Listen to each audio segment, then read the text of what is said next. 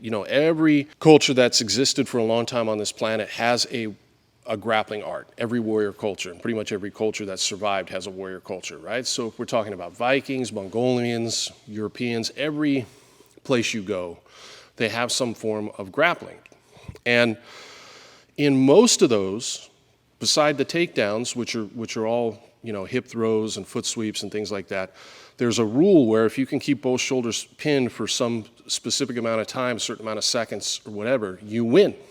Which, if you don't understand grappling, may seem kind of arbitrary. Why do I have to keep the shoulders pinned? Why don't we pin the hips or some other point? But once you start to realize that keeping both shoulders pinned keeps him completely glued to the mat, you realize how important that piece of the puzzle is as far as holding them down, then that rule makes more sense, and you'll see why that rule was pretty much worldwide. So Ray's shoulders are here. That's where I want my spine.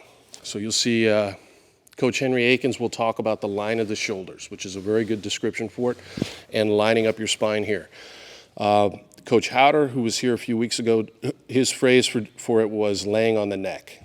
But that's also exactly what we're doing. And in the beginning, you'll see students will resist this, and they'll start to go back down here because this feels too high.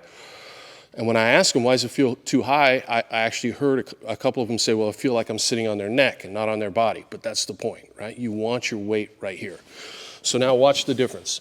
My spine lined up with his shoulders. And really, it feels more like I'm sitting on Coach Ray's neck than his body. But here's the difference. Now go to turn towards me. Good, go back.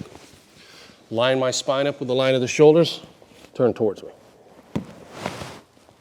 Okay? I haven't done anything different with my legs. I'm not pushing, I'm not driving. We're gonna do that in a second, but just that adjustment makes a huge difference. So every time we're playing cross sides, and you'll see this as we get into the other positions, if I'm facing the legs, if I'm facing the head, the weight now is probably gonna be higher than you're normally used to, but that's good. And we want to learn how to escape when somebody's weight is up here, because it's going to be all that much easier when they're holding their weight down here.